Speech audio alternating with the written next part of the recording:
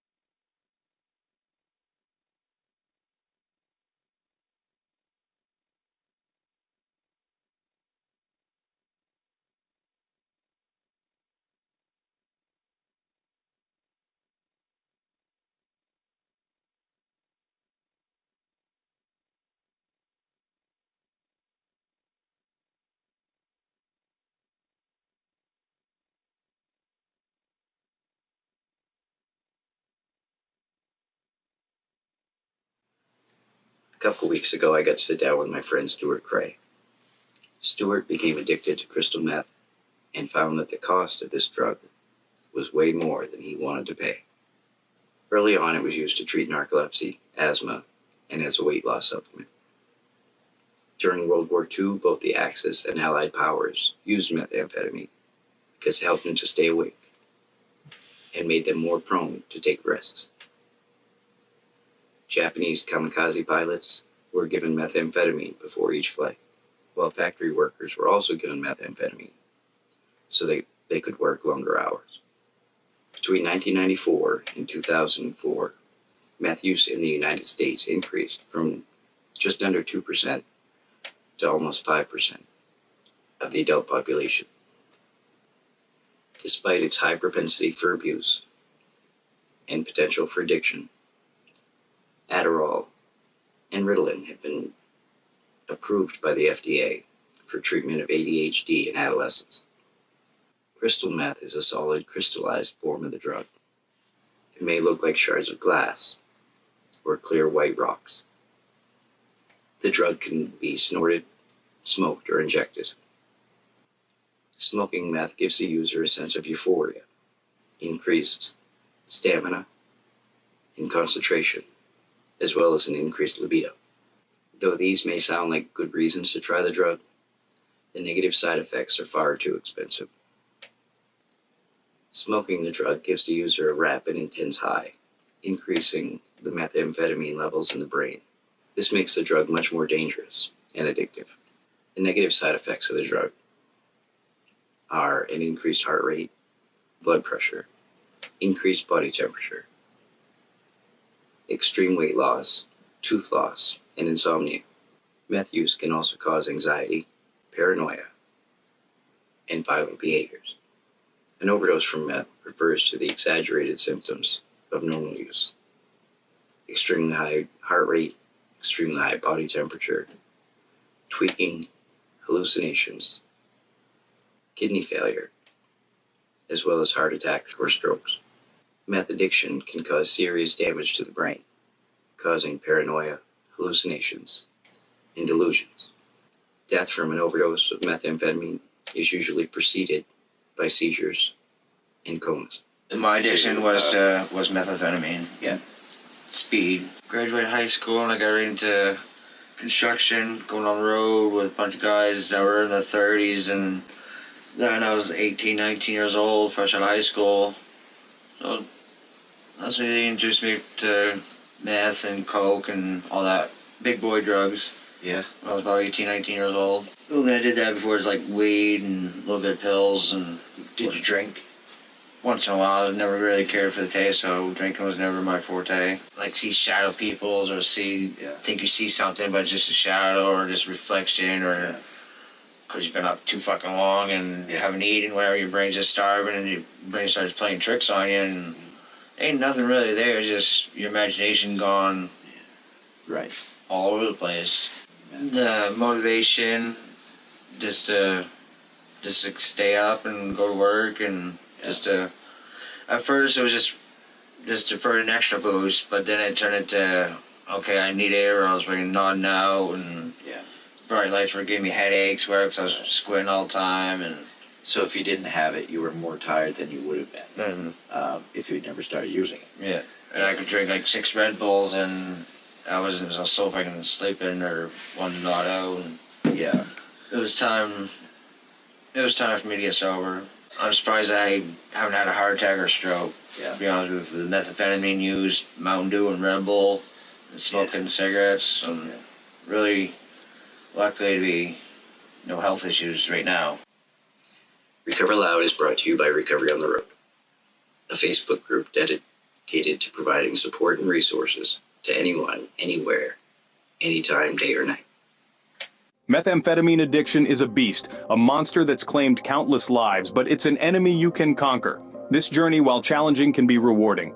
Meth is a stimulant that ensnares and leaves you desperate, yet hope prevails. Recovery is unique for everyone. It's a roller coaster ride, but you don't have to do it alone. A community is ready to assist and guide you. Recovery on the Road is a Facebook group that provides hope through support and resources. It's filled with people who know what it's like to struggle with all kinds of addictions. It's a haven for strength. Recovery isn't a destination, it's a journey, and every journey begins with a single step. So take that step and join Recovery on the Road today. You'll be glad you did.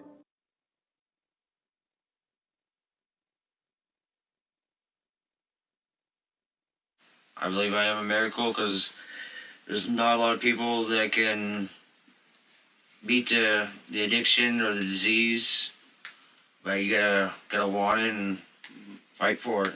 It was September 29th of 2022. Me and the ex-wife were battling back and forth, calling DHS on each other.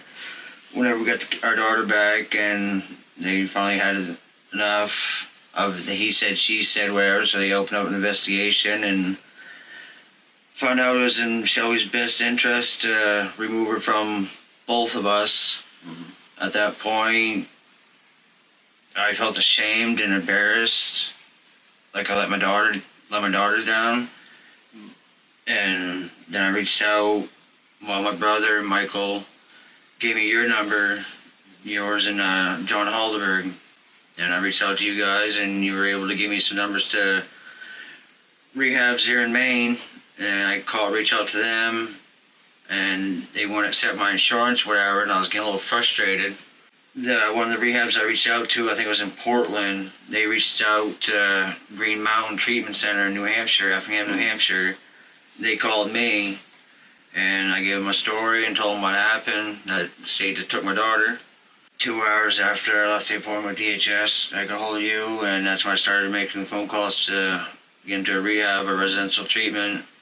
And they asked me when I wanted to start, and I said ASAP, and they're like, well, I was there before DHS had time to finish the paperwork of taking my daughter. I was in rehab down in New Hampshire, which is about a 6-hour drive from the county here. They had all 3 areas. They had a detox building, the residential treatment facility where I was for the first 2 weeks. Then I stepped down to the PHP for a couple weeks.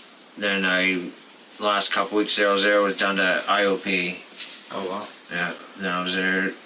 They want me to complete all 3 levels to make it look good for me on the state wise to get my child back and for the best for me. I was there for 43 days. I wanted to leave after 2 weeks. I threw my hands up and surrendered, and I decided to stay for the full term of 43 days. Once they took my daughter from me, right then and there, once I got hold of you and started making phone calls to rehab, right then and there I knew that I was done with the meth and the drugs, that lifestyle. Every fiber of my being, right there on that day, I was done. She just turned 6 on the 30th of October. At first I took it as a punishment, but then as I started getting sober and get more clear-headed and thinking right, it was a blessing in disguise for the state to step in and take Shelby from me and her mother, because that was the initiative and a kick in the ass I needed to get sober, and I'm glad I did. Yeah. I wish it had happened sooner, to be honest with you. And usually on anything else I procrastinate till the very end, and even then I still procrastinate, but with my sobriety and my recovery, I didn't procrastinate not a second, because I couldn't. Because if I did, then I probably won't be here speaking to you. Yeah. Yeah. Right now, it was a true blessing in disguise. I came right back home and got right back into work, and I just had to keep doing work. Started attending NA meetings every Saturday, go to drug counseling every week. Passed every random drug screening they've had me go through, and not at first because I still couldn't see my daughter. I had scheduled to visitation, whatever, and I still had my life on life terms, my water heater. When I was going to rehab, I didn't have no heat going through my trailer, so my water heater was falling through my floor. So I had to fix my floor. I had to go all winter without no hot water in my place, so I was taking showers with my parents. Then this spring, I had to fix the floor, put a new water heater in, and do some upgrade. My boss now helped me with installing 2 new windows. Nice. And remove my pellet stove, get it plumbed. That's the code, not the way I had it tweaked in. Yeah. And so now DHS gone through my house, and it's up to code where they're happy with Shelby to come back home, and now I'm on 13 months sober, and here in a couple months I'll be hopefully reunificated with my daughter to come back home with me. After the 6-month mark, I started believing what everybody's saying, that things start getting better and things start falling in place. Yeah. First 6 months, I was a little hesitant, didn't believe it, but I wasn't going back to the lifestyle. With you. And then things started getting better and started falling in place. At first, I didn't think I would be at this point, because before I got sober, I had a different outlook on the state and the system. I just like, yeah, they're just out there to ruin people's lives, whatever. Right. But now that I'm sober, they don't want to come to somebody's house and remove your child from them. And as long as you're compliant and jump through their hoops with a positive attitude, they're going to work with you, and they're going to do everything they can to help reunify with your kids. Yeah. So I got a completely different outlook and respect. I got more respect for them now than I did when I was using. They say you got to want it for yourself. If I didn't have kids, I probably wouldn't have gotten sober, because I guess it was just me. Right. But where I got 3 kids, they need their daddy. So, yes, you gotta do it for yourself, but I did it for my kids. For the daughter, I'd take it for me, but for my other 2 daughters, with their other mothers too, they needed a better dad and a better male figure growing up with. With the rising number of opiate-related overdose deaths, I believe that everyone should carry naloxone. You never know when you might run into a situation where you can save somebody's life. If you would like to receive training on how to identify an opiate-related overdose, as well as how to administer naloxone, please send me a message. I'd be happy to arrange a training for you. I can do the training virtually or in person, depending on your location. I've had the honor of training over a dozen schools throughout Maine. If you or your organization would like to receive training and supplies to administer naloxone, please reach out, send me a message. I'd be happy to set that up for you. Training can be done virtually or in person. I spent a long time with her because a lot of my so-called friends were using, and I don't want to be around it. And I go to weekly NA meetings on every Saturday. I attend to drug group counseling every Tuesday. And I just keep a positive outlook and a positive attitude. Yeah. And joke around. Guys at work, I get them all the time. Like, can we help you do a chalk line? I was like, can we use a different word? That's a trigger for me. And they're like, oh, so sorry. I was like, I'm just kidding. I was like, because a lot of people probably can't joke about their recovery like I can, but that's just who I am. I just got to find humor in it, and it throws them off when I say that. And a lot of people, my clinician down there, asked me if I had the paranoia or the psychosis, whatever, of being on meth or coming off it. And I said, a few times, a little bit, but nothing to the extreme as some people. And she thought I was lying to her. I was like, no, I'm being serious. She's like, you're like one of the 2% of meth users that don't experience that psychosis. She's like, that gives you the upper hand to kick this habit and not look back. And I'm doing it. Got the interview for the guy I'm with now. I was very upfront and honest with him that I'm in recovery and I gotta do all these appointments to get my daughter back. I told him all about it, and he told my DHS worker, came in for, and he told me, he's like, I earned that much more respect from him because he threw it all on. I threw it all on the table for him, and he's real lenient. I'm real lucky to have a boss that allows me to miss time to go random drug tests, appointments, visitations. I try to get 40, but with my visitations, my appointments, where I'm getting 35 to 40 hours a week. Yeah. And I've only been with the guy for 6 months.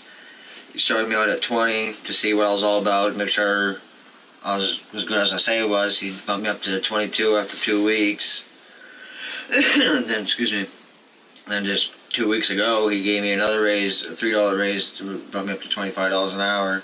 And when I was using, my bosses never appreciated because I was always doing half-ass work or whatever. Now that I'm sober, I can be fully in tune with my work, where I'm producing better work, and he sees that I'm usually the first one there, for the foreman, whatever, and he's the last one to leave if I'm not at my appointments, whatnot. Yeah. So he sees your value. He sees my value, and he knows I'm a good employee, and he helps me out. He just bought me a drive shaft for my truck a couple weeks ago too. Oh yeah. Yeah, blew a drive shaft on my pickup, and asked to borrow one of his vehicles where to find one, and he got back hold of me. He's like, oh, just go on Rock Auto and order it and I'll pay for it. Like, damn, thank you. 13 months. Yeah. But I got a good job now. I'm on the verge of getting Shelby back. Yeah. And I'm starting to see people seeing my worth now, and I'm getting rewarded, and everything's just falling in place. And he brought back some family members. He brought me back my middle daughter, because she, even the sight or hearing my name, she used to get real pissed off and didn't really know what nothing to do with me. My oldest daughter was still coming around. Then once I got out of rehab, my middle one wasn't really talking to me. My oldest one was. Then they kind of like, they swapped reverses. Now I got a great relationship with my middle daughter, and my oldest daughter don't really want nothing to do with me. Still think I'm being honest, still thinks I'm using whatever, you know, I'm a year clean. Yeah. And my middle daughter, me and her, we got a damn good relationship now, and me and Shelby always had our bond. Even though I went 43 days without being around her when I was in rehab, we still got that bond, and hopefully we'll never break it. It hurts because she don't want to believe me, but I don't blame her because of all the broken promises and all that she's witnessed growing up, me being an active user. I don't hold it against her. I still love her because it's my child, but I believe in God's time that she will come back when she sees I really am sober and I get her sister back. I'm hoping, praying that she's going to come back on her own time. I was able to heal, make amends to my family members and close friends I wasn't using. Now I got a better relationship with my mother that I never have. And me and my sister and her family are starting to build a relationship back and get on good terms. And me and my middle daughter are getting good. Yeah.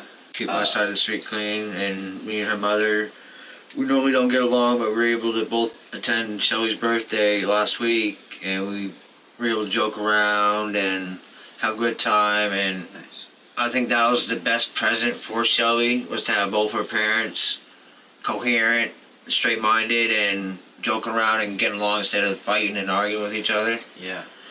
And we had a little cupcake war. Shelby went around with a cupcake and fucking smashed everybody in the face with one cupcake. It was a good time. And in God's time, I think my oldest daughter will come back around. Yeah. In her own time. A lot of the stigmatism around addicts or whatever, I thought it was going to be bad at first. I thought people were going to judge me or look bad at me for being an addict. But it's just the opposite. When I tell people about me being in recovery, they're more proud and they're like, wow, there is hope for people out there, because I want people being recovered. And I wear it proudly. I'm not ashamed of it. I'm very proudly. I got a tattoo when I hit my 6-month mark. A unicorn on my shoulder says sobriety is magical. Yeah. Because my daughter likes unicorns, and I seen I was in rehab, and I was like, yeah, I'm going to get that tattoo someday. Yeah. And on my 6-month sobriety day, I went down to Bangor and got the tattoo done. I wanted to. I tried to on my own, but I didn't have the willpower.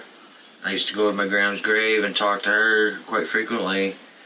And I would ask her and pray to her, like, I need help. I want help, or I just didn't know how to. And I think she sent me the message, and I think that's why I'm here right now. It's because of my grandma and God above. I was real fortunate for the state taking Shelby. My brother Michael kind of put his life on hold for quite some time and became a foster parent for Shelby. So the transition of Shelby being warded to the state was a little better because she was with family that she knew and they knew her. And I'm real fortunate and lucky to have my brother Michael to help me. And I still have contact with some of my clinicians and counselors from the rehab, and a lot of the clients that went there. I still probably talked to maybe like 50 of them. I'm real happy for you. Thank you. All right. That's because of you. This started my recovery. Next time, come back to the bright side. Life's worth it, and it feels lonely at first, and you might feel ashamed, but it only lasts for a short while. Then things do get better. We do recover. Quitting meth isn't an easy thing to do, but it is possible. If you're struggling with the use of methamphetamines, join Recovery on the Road and send me a message. I'll help you find the resources in your area to get you on the road to living a better tomorrow. Combination therapies consisting of contingency management and a community reinforcement approach have been proven to help people struggling with meth addiction. Cognitive behavioral therapy, as well as 12-step programs, have also helped. Recover loud, everyone. All right, and we out. Yes. Cut. It's a wrap. Right.